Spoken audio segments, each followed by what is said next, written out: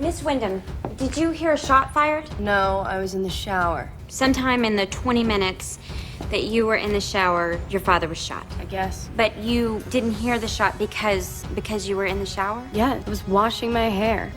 What had you done earlier that day? Got a perm. Miss Wyndham, had you ever gotten a perm before? Yes. Isn't it the first cardinal rule of perm maintenance that you're forbidden to wet your hair for at least 24 hours after getting a perm, at the risk of deactivating the ammonium thioglycolate? Yes. And if in fact you weren't washing your hair, as I suspect you weren't, wouldn't you have heard the gunshot? You, however, had time to hide the gun, didn't you, Chutney? After you shot your father. I didn't mean to shoot him. Like you, be strong to hold the powers of the sun. I show you how deep the rabbit hole goes. Listen to Pavarotti. Can I be your superhero? Hello, welcome to The Revealing. I'm your host, Pavarotti, and I'm here to discuss the Idaho 4 case. Now, welcome to an actual Sunday special. Not a Sunday night, just a Sunday, because I'm going to get this one done a little bit sooner. This is going to be the only video of the day, though.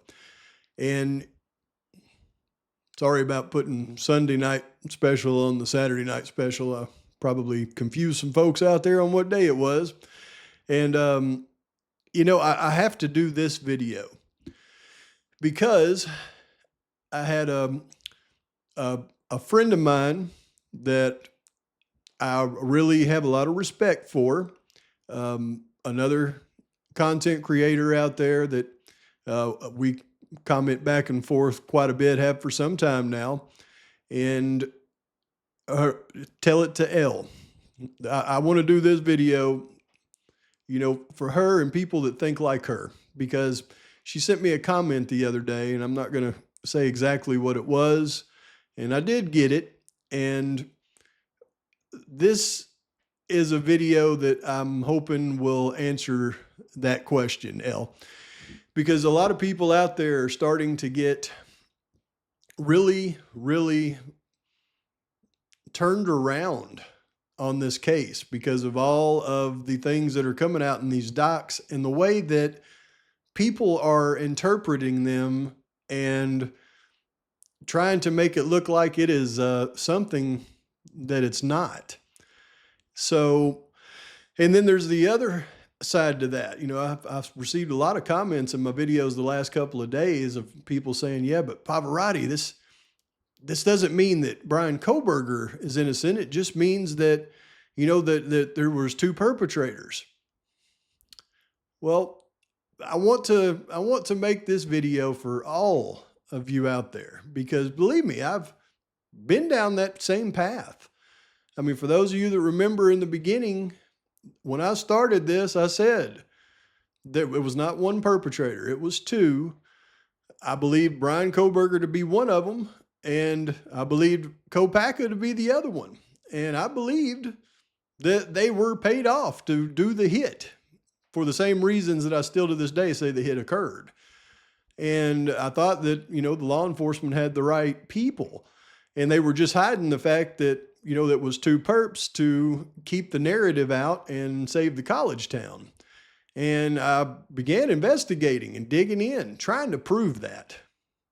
Well, along the way, I realized that Bryan Kohberger was not a paid hitman. I mean, literally. So, but that doesn't mean that they weren't hitmen that actually did this. This was a hit, okay?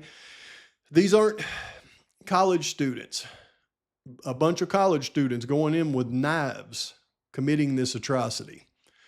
If you stop and think about it, and I hate to even do this because people are, but I got to say it over and over and over again. Who is proficient in committing crimes with knives?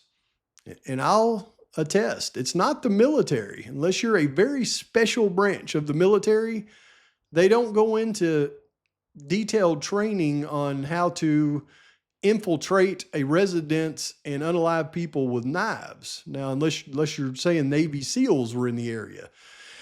But there is one group of people that are very very proficient with not only entering residences undetected, but also committing heinous crimes with knives. And those people come from the prison population, folks. I mean, this is the criminal's forte, is burglary and committing crimes against other people with knives. They're the only ones around that have that type of specialty. But that's all to the side. I'll get off in left field, if I start going there. So, but what I want to do in this video is I want to, I'm going to show y'all the facts. And I love it when all of the, the guilters out there really want to, I love it when they make fun of me. That is awesome when they do that. Look how dumb they are. Look how dumb their thinking is. They can't believe Bryan Kohberger didn't do this. Look what they're thinking. In the end, I know who's going to have, I don't want to say the last laugh, but in the end, I know who's going to feel dumb. And it's certainly not going to be me or any of the people that follow me. And by the end of this video, I hope to have shown you why that is. Because this is not a case like you think it is. It's not so much evidence against Bryan Kohberger. It's overwhelming. It's a slam dunk. Why isn't he, why isn't he pleading to get rid of the death penalty to plead guilty? He'll do that at some point. His mom must be stopping him from doing it. They're all blind, folks. They're blind to the facts. And they're either blind because they want to be, they're blind because they just didn't look close enough, or they're blind. I mean, I don't even know. They've got guilter blocks or POV blocks. That's the only thing I can come to, because there's a lot of attorneys that follow this case. And the only thing I can think with them is they just don't look at the things close enough. And I know that's a fact because even the judge, I think to an extent, possibly even the prosecution hasn't looked close enough. But then again, I think, well, yeah, they probably have. But I know the judge isn't looking close enough because he's looking at overarching arguments and not diving into the details. And if anybody could just sit down and just go, oh, here, let me explain these details why this shouldn't be, then I don't think it would be. But that's not happening. So we're going to do that. So what I've been doing for quite some time now, as you know, is I've been tracking, the evidence that's going to be presented at trial to try to convict Bryan Kohberger. And anytime that I get wind of evidence that's in the court docs that they're going to be bringing against Bryan, or I keep my ears open out there and, when I hear people bring things up that probably have a little bit of an insight and they're trying to, spill the beans a little bit out there in social media, I keep my ears on that as well, because that's probably something that'll come up also. And the more things that you hear, you go, wow, they just got so much against this guy. But everybody misses the actual truth in the matter. And folks, I'm going to give you the truth in this video. So it's one of those red pill, blue pill moments. If you don't want the truth, You take the blue pill, the story ends. You take the red pill, and I show you how deep the rabbit hole goes. let's get started. What you see right here is a master list of the evidence that they're going to try to present against Bryan Kohberger to prove that he is guilty of the crime on King Road. And this does not include things like witnesses that are possibly going to come in and testify to, that he was weird on occasions, or maybe had incidents where people thought he was staring at them too long or something in the past. This is just evidence that you're hearing everywhere out there that'll be brought against him that makes the case look like it's overwhelmingly a open and shut case against Bryan Kohberger. And I've got it broken down here into little quadrants, okay? This first quadrant is prior to the atrocity. Up here, this is the atrocity quadrant, okay? Now you've got a separate quadrant up here because this is separate things than down here. But then over here, you've got after the atrocity. And make no mistake, the case that they will present all of this so-called evidence. So what we have to do, though, is we have to understand some things about all of this overwhelming evidence. And that is the fact that nothing in this evidence prior to the night of the atrocity connects Bryan Kohberger to the actual crime. Nothing in this section actually places Bryan Kohberger at the crime. Nothing after the crime places Bryan Kohberger at the crime scene. This is the evidence that the state will rely on to try to prove that it was Bryan Kohberger that committed the atrocity. And we're going to have to look at this stuff in its own quadrant to really grasp the concept of what I'm talking about here. And here's the problem that the state truly has when you look into this. And that is, number one, there is no motive for the crime that the state will be able to bring.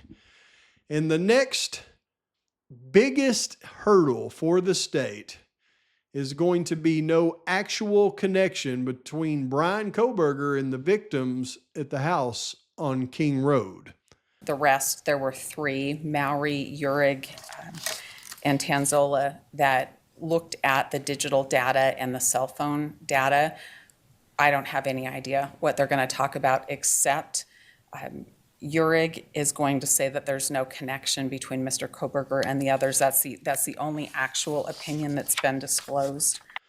And a lot of times we hear, and I've even done it myself, us compare the Bryan Kohberger case to cases like, Delphi, even Karen Reed. And there is a really tremendous difference between this case and those cases.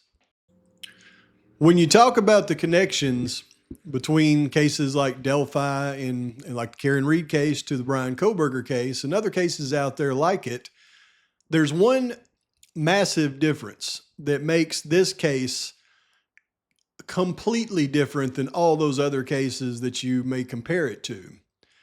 And that's the fact that Bryan Kohberger not only does not have any connections to the victims, Bryan Kohberger doesn't have any motive, but also they cannot ever place Bryan Kohberger at the scene of the crime. Yes, they have that DNA on the knife sheath that would suggest that he could have been there. But again, we all know that's a movable object, and how that DNA got on the sheath is in question, much less how the sheath got in the house being in question. Now that we know that there are at least two unaliving weapons, and neither one may have been a K-bar. But that's beside the point. Other than that piece of evidence that we are going to talk about, nothing else ever puts Bryan Kohberger at the King Road residence. You see, in the Delphi case, unfortunately, Richard Allen placed himself on the bridge. Whether he placed himself there at the proper time or not, I'm not going to get into details on that, but he did place himself at the bridge the day of the crime. So in the eyes of the jury, it was simply, was he the perpetrator? Because he was there. In the Karen Reed case, she was absolutely there. That's where she said she dropped him off. So it's not whether or not she was there or not, it's whether or not she committed the crime. You see, somebody being unequivocally known to be at the crime scene brings on an element that is 1,000 times more likely to lead to a conviction if there's other evidence surrounding it.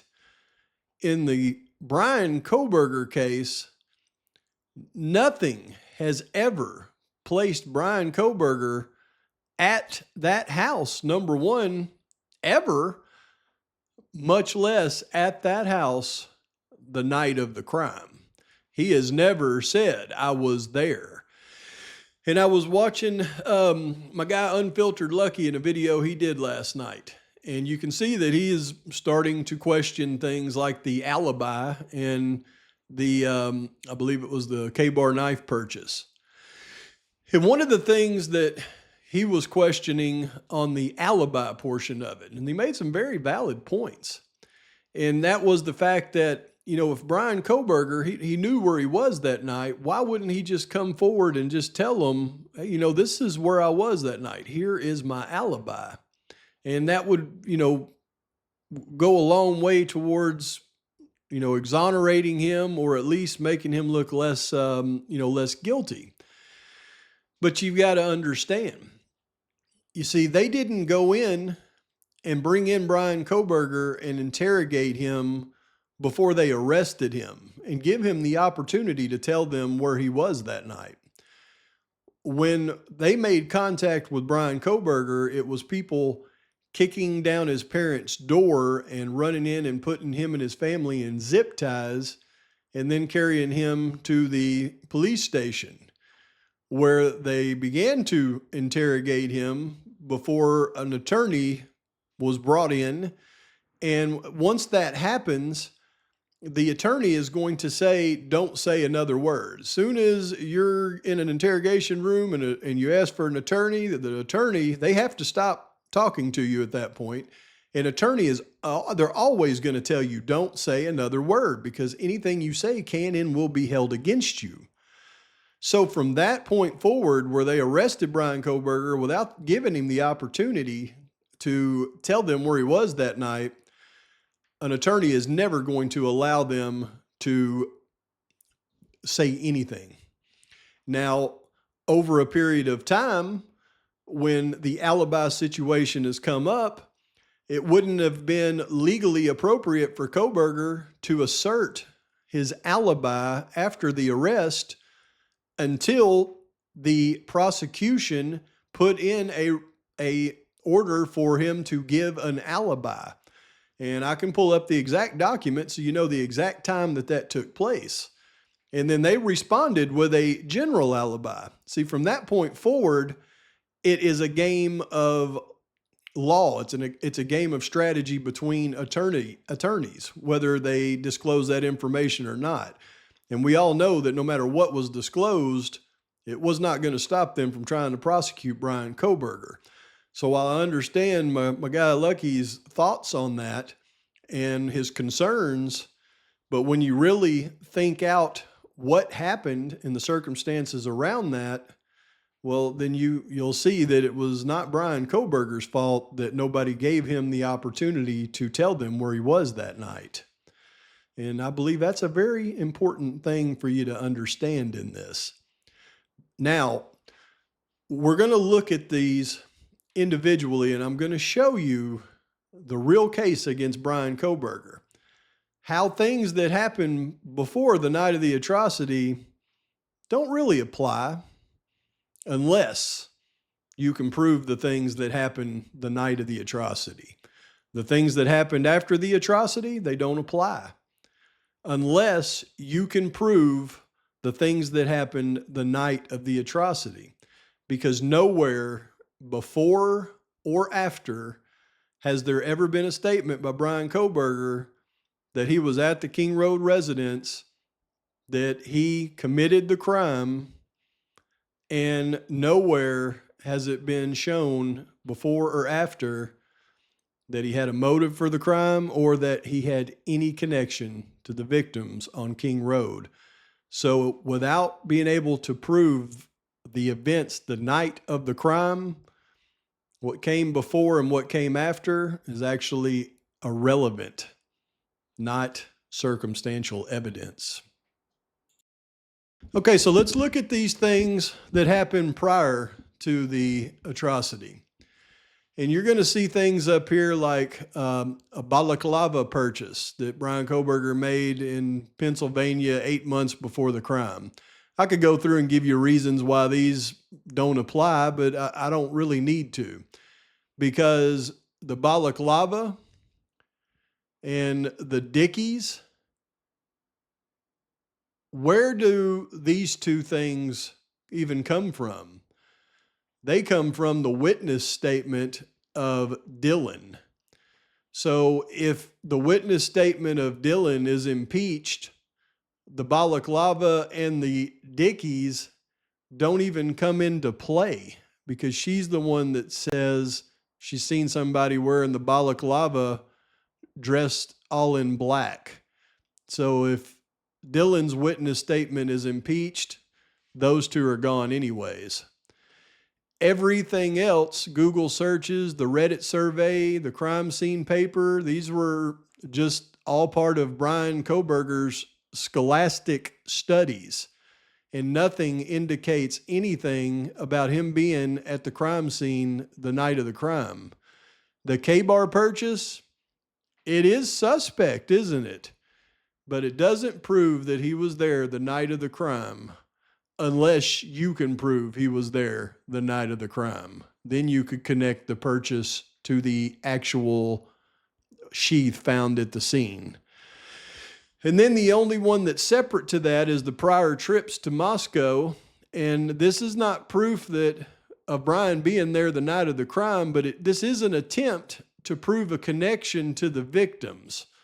Although what you're going to find is in the expert witnesses' testimony, he's never going to say that Bryan Kohberger was ever at the King Road residence.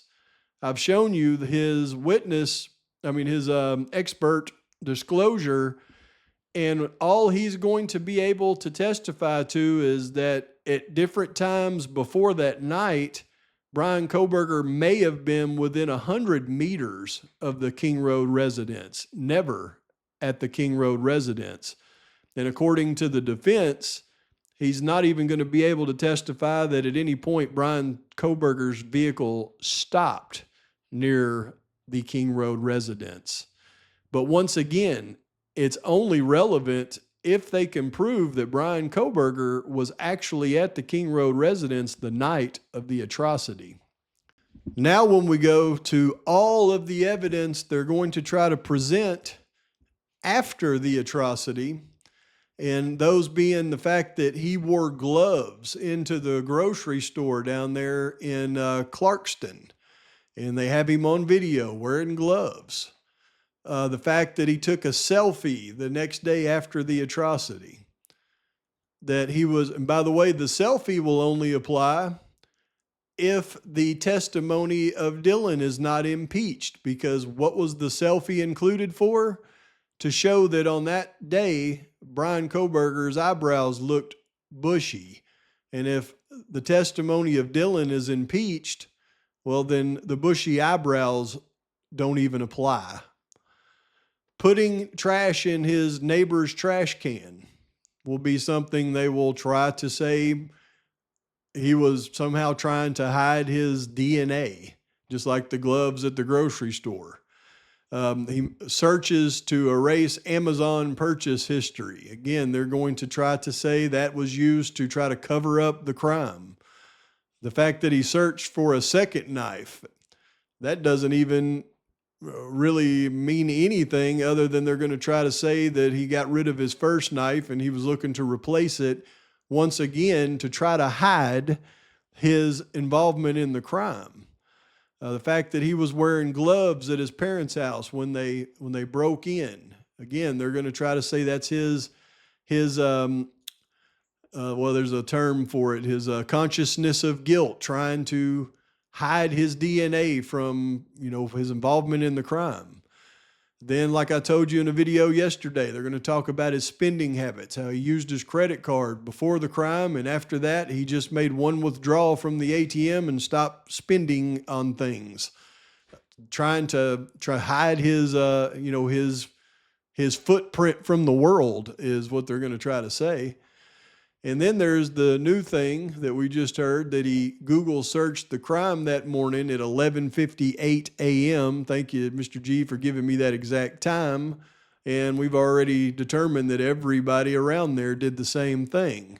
But all of these things that they're going to try to paint the picture of consciousness of guilt, again, none of these things connect Bryan to the crime, and they do not put him at the King Road house on November 13th, 2022. So without proving that he was at the house, this looks to you out there in media land like overwhelming evidence. But nothing in here says Bryan Kohberger said he committed the crime or put him at the house that night. And then they have the trip back to Moscow the next morning. You hear about that a lot. That was actually a trip to the ATM machine in Moscow, and that is proven through the state's self-authentication of records to be the case. Washington Trust bank records for Mr. Kohberger. This disclosure contains Washington Trust bank records for Mr. Kohberger. There's an Excel spreadsheet of transactions and PDG documents of images of Mr. Kohberger in his car at the ATM on the morning of 11/13/22. The state has not provided any specifics on what it intends to rely on or use as evidence, and there's no certificate of authenticity, but that is where Bryan Kohberger was the morning of 11/13/22 when they say he made a trip back to the King Road residence. No, he's actually on camera withdrawing money from an ATM at Washington Trust Bank in Moscow. So nothing in all that we've talked about so far ever puts Bryan Kohberger at the King Road residence. Now we got to get to the things that the prosecution will have to prove for a conviction to happen against Bryan Kohberger. And those are the events the night of the atrocity. And here we have it. The first quadrant up here. The fact that Bryan Kohberger's phone was not reporting to the network and he was out during the crime. Again, this is more things that insinuate he could be the person at the crime scene. But neither one of these puts Bryan Kohberger at the King Road residence. And then, like we've already talked about, the fact that he doesn't have an alibi. Well, his alibi that he has disclosed puts him somewhere other than the crime scene. But not having an alibi, again, does not put Bryan Kohberger at the scene of the crime the night of the atrocity. That's why these are all still separate categories. So now we'll get into the actual evidence that the state has to prove for the conviction against Bryan Kohberger to happen. And make no mistake, don't let anybody fool you out there. Been through every court filing in this case. There is no other evidence than what you see on the screen right here. And that is possibly that a DoorDash driver can testify to that he saw a white car. The problem with that is he can only testify that he saw a white car during a pass that is not the pass that the prosecution is claiming was the assailant at 404. The only time he could have seen a white car would have been through the previous pass of that white car. And again, a white car does not prove it was Bryan Kohberger's. That's where the vehicle identification specialist really comes into play, because the DoorDash seeing a white car means nothing without the vehicle identification specialist.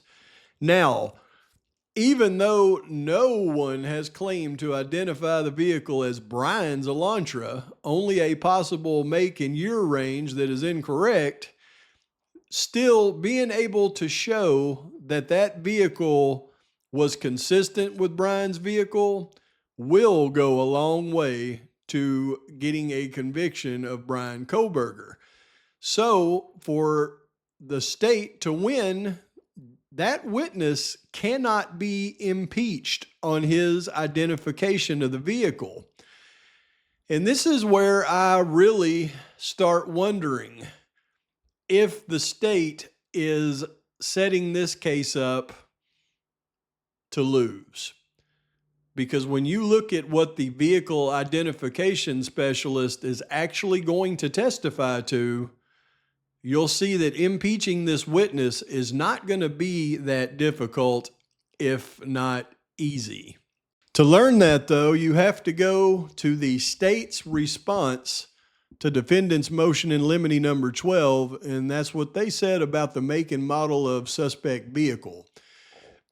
Now, most people, when they looked at this document, went straight to the long FBI report at the end and the pictures that were used to identify the suspect vehicle.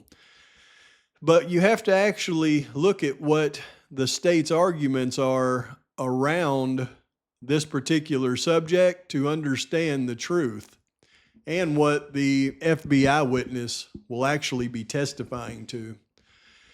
Video surveillance capturing the suspect vehicle was collected at additional places near the crime scene prior to the homicides.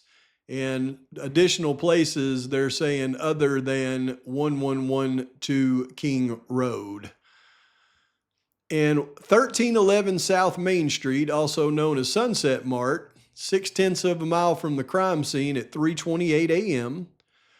1125 Ridge Road, 0.4 of a mile from the crime scene at 3:29 a.m. and 4:01 a.m. And this is the key. 1320 Linda Lane, 0.2 of a mile from the crime scene at 3:29. 1330 Linda Lane, 0.3 of a mile from the crime scene at 3:30, 3:39, 3:56, 4:05, and 4:07. And 451 Paradise Drive, 0.6 of a mile from the crime scene at 3:35 and 3:48 a.m.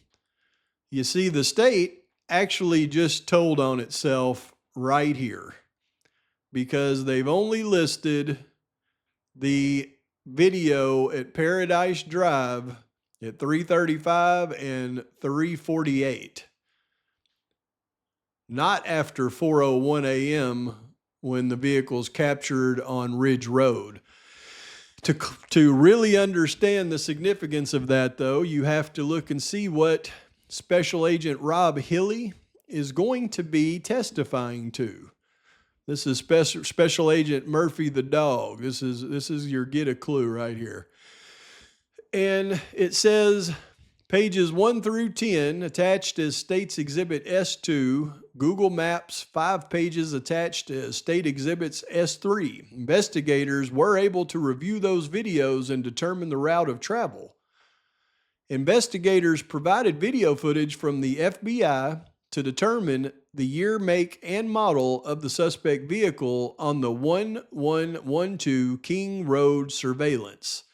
So they used these videos to determine the make and model of the vehicle captured at the 1112 King Road area. Forensic examiner Anthony Imel reviewed multiple videos and still images. According to Imel's report, the multiple submissions of media were reviewed independently and collectively. So what he's saying is he reviewed them independently, but he made his determination collectively to identify the questioned vehicle's make, model, and year. FBI report of Special Agent Anthony Imel attached as State's Exhibit S4 of those videos. The 1125 Ridge Road video provided a clear view of the suspect vehicle. Provided a clear view of the suspect vehicle. So what he is testifying to, and he will testify to, is the fact that the vehicle captured on 1125 Ridge Road was the clear view of the vehicle, and that's the one that he based his identification on. That video was captured at 4:01 a.m. Imel was able to compare this video, 1125 Ridge Road, to the video from 1112 King Road. This video was captured at 4:01 a.m., approximately 3 minutes prior to the suspect vehicle entering the crime scene at 4:04. The Hilly report regarding the questioned vehicle, the vehicle on 1112 King Road surveillance, Imel's opinion is, whoa, look here. Now I want you to notice this, right? This is the Hilly report. We've talked about Special Agent Hilly all through this. Special Agent Rob Hilly is going to be the actual expert that's going to testify to the vehicle identification. And he's going to be testifying it based on the report of Anthony Imel. But Hilly is going to be their expert, and he's going to talk about Imel's opinion, right? And the vehicle, the questioned vehicle, shares similar class characteristics with a fifth-generation Hyundai Elantra. And he says between 2014 and 2016. The similar class characteristics include, but are not limited to, the overall body style, the window configuration, front grille configuration, headlight shape, side trim, rear brake light configuration, rear license plate location, and rear bumper position. The position of the rear bumper reflector and the shape of the fog lights assisted in narrowing the vehicle year span. You see, on a 2011 to 2016 Hyundai Elantra, everything that was listed in body style, window configuration, grille configuration, headlight shape, side trim, rear brake light configuration, rear license plate position, rear bumper position, they don't change between 11 to 16. But the last thing that he mentions is the position of the rear bumper reflector and the shape of the fog lights assisted in narrowing the vehicle year span. Those are different. Those are the two things that allow you to identify the difference between an 11 to 13 and a 14 to 16. So, unfortunately for them, there is two ways to easily impeach the vehicle identification. Let me say 2 ways plus a bonus.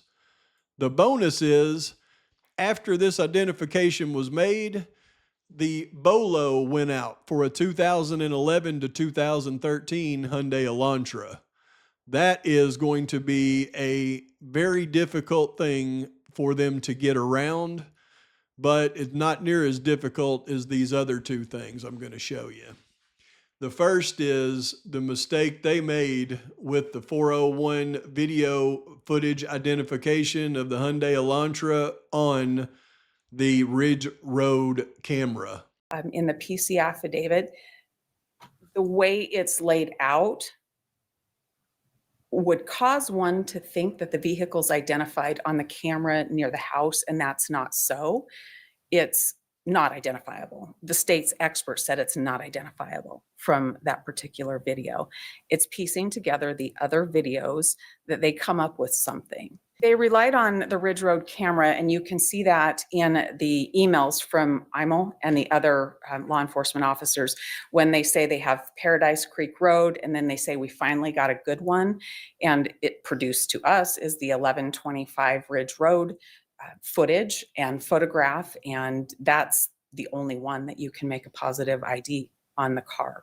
Now, what she was openly pointing out in the hearing for the Franks motion months back was the fact that the Ridge Road house right here caught the only vehicle that could be used to identify a vehicle on this Ridge Road camera, and the vehicle was turning this way, heading this way at 4:01 a.m. But as I just showed you in the state's recent reply to the defense's motion in limine, the state has still never changed what their assertion is. And that's that this vehicle can be used to identify the vehicle in the King Road neighborhood. And the state even put in there the last time that they caught anything on camera at Paradise Drive, just like you heard Ann Taylor say right there. She's been pointing it out for a long time. The last recording at Paradise Drive, they cite, is 3:48 a.m. So if the vehicle at 4:01 comes through, it has to go by this camera, and they do not have any footage of it doing so. So even months later, the state has not tried to adjust its case. So this will be something that Ann Taylor is going to easily impeach the FBI specialist on the stand, that there's no way to connect this particular vehicle to the one seen on the 1112 King Road camera. And there goes impeachment way number one. And I think he'll testify that only after Mr. Kohberger was identified, the change that there's a vehicle, a Hyundai Elantra, that's a 2014 to 2016, came later, and that came after Mr. Kohberger was identified on December 19th, and in looking at WSU footage of a different vehicle. Moscow Police Department set out their Be on the Lookout flyer for a 2011 to 13 Elantra. You see, Ann Taylor's known all along what the FBI is going to actually testify to. Those rear reflectors in the front fog lamps, where the FBI agent said he used cumulative videos to make that identification of a 14 to 16. He didn't narrow it down to 14 to 16 until after he received the WSU footage of Bryan Kohberger returning home the next morning. Originally, when he identified the vehicle from Ridge Road, he identified it just like the Bolo that was sent out said. It was a 2011 to 2013 Hyundai Elantra. And Ann Taylor is she's been trying to let the judge know that the FBI agent is actually going to testify to that at trial. She will impeach the vehicle identification from the FBI specialist at trial. Make no mistake, she's been very clear about it for a long time. Then you won't have to be a vehicle identification specialist to be able to clearly see this. You see up here, this is a 2013 Hyundai Elantra. This is a 2015. This is the vehicle captured on Ridge Road. There is a giveaway on this vehicle. And you can see the wheel well here as it comes down and it comes across right here. This line right here is this line right here. And you can see they're consistent on the 15 and the 13. There's no mistaking that's the line. The difference is on the 13, the line disappears into the little cutout section here that has the rear reflectors, just like you see it do right here. There's a little cutout that comes up and the rear reflectors are under here. And in the 15, it actually turns into the rear reflector right here. So if this was a 15, right here would be a rear reflector, and you clearly cannot see it. But that's not the only giveaway.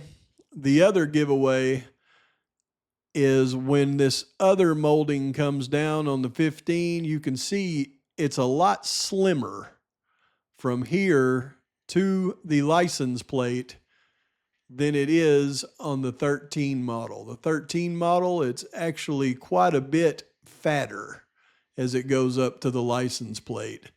And you can clearly see how much fatter this rear molding is on this vehicle than it is on this vehicle. This is undoubtedly a 2011 to 2013 Hyundai Elantra. And she will impeach the FBI witness on that as well. And he will admit on the stand that that is not a model year that's consistent with Bryan Kohberger's car. And folks, that will effectively eliminate the vehicle identification of Bryan Kohberger's car anywhere near the King Road residence, and at the same time, eliminate any validity to the DoorDash driver's identification of a white car. It's simply a white car. Maybe a Hyundai Elantra, but certainly not Bryan Kohberger's. Then you've got the issue of the cast CSLI data, and that's of Bryan Kohberger leaving Pullman, Washington, and returning the next morning to Pullman, Washington. And we already know what's going to happen with the FBI expert before he is ever even allowed to get on the stand, and he will never be allowed to get on the stand. Now, if you want to voir dire him before he testifies in front of the jury, I'll allow that. And if you show a factual basis for it, I'll allow it. But you haven't at this point. I appreciate the opportunity to ask the question outside the presence of the jury. Thank you. Thank you. That FBI agent's not going to lie about those time in advance records, and they all know it. He will be impeached as a state witness before he ever gets on the witness stand. He won't be allowed to testify. That means the state will not have an expert to testify against the defense expert, Cy Ray, as it relates to those 7 minutes. And we already know what they're going to testify to as it relates to those 7 minutes. Bill Thompson spelled it out. What about their expert, cell phone expert, who, as I understand it, will testify as to where he was or wasn't? I don't believe that that's what his expert can say. The best their expert can say is that before the defendant's phone was turned off, the defendant's phone was south and potentially west of Pullman. And without a prosecution expert witness, when Cy Ray testifies that the CSLI data shows that Kohberger left his apartment, headed towards Wawawe Park, and was right here at 2:54 when the phone stopped reporting to the network, right in the area where the cell tower coverage would stop, there will be no expert to try to say that Kohberger went this way and was caught on camera at 3:02 a.m. at Floyd Cannabis Shop. Then they will be able to impeach the state on the vehicle identification in the probable cause affidavit on Nevada Street and Stadium Way, because the state has removed that from their self-authenticating records, knowing that that couldn't have been Kohberger's car because Kohberger's cell data didn't leave his apartment until 2:45. So he couldn't be caught on camera at 2:43. So without an expert to address this, then the jury will only hear Cy Ray tell this story right here. Don't get caught up in thinking 7 minutes don't matter here.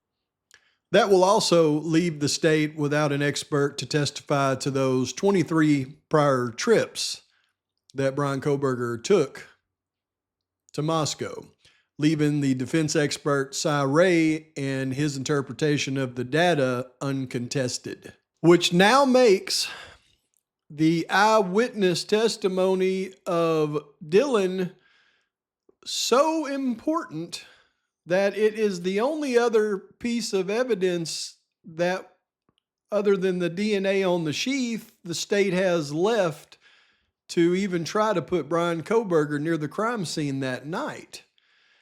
And that's why I've been trying to show y'all in many, many videos that if all of that was orchestrated and it was law enforcement that did it, and that is impeached on the stand during eyewitness testimony, it would prove that law enforcement manipulated evidence in the case, which leaves the only piece of evidence they would have left as the DNA on the knife sheath, and the best argument you could possibly imagine for how it got there.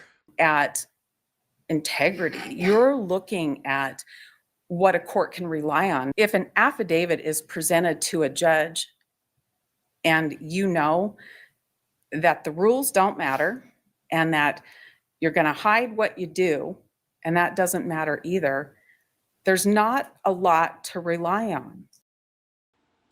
So if you were to ask me, Bob, what do you really think is going to happen? Well, there's no way I could tell you that for sure. I mean, all I know is I believe in true justice. I believe that if you look hard enough, long enough, it will show you the way. When people are innocent, I believe they will be found innocent. And the thing that usually brings it all together, I feel like in a case like this, is usually one key aspect of it. If you pay close attention, then you can kind of get a feel for things. But I think things are looking very good for the defense in this case. Please like and subscribe to the channel. Post your comments, thoughts, criticism. Till next time, Pavarotti's out. Can I be your superhero?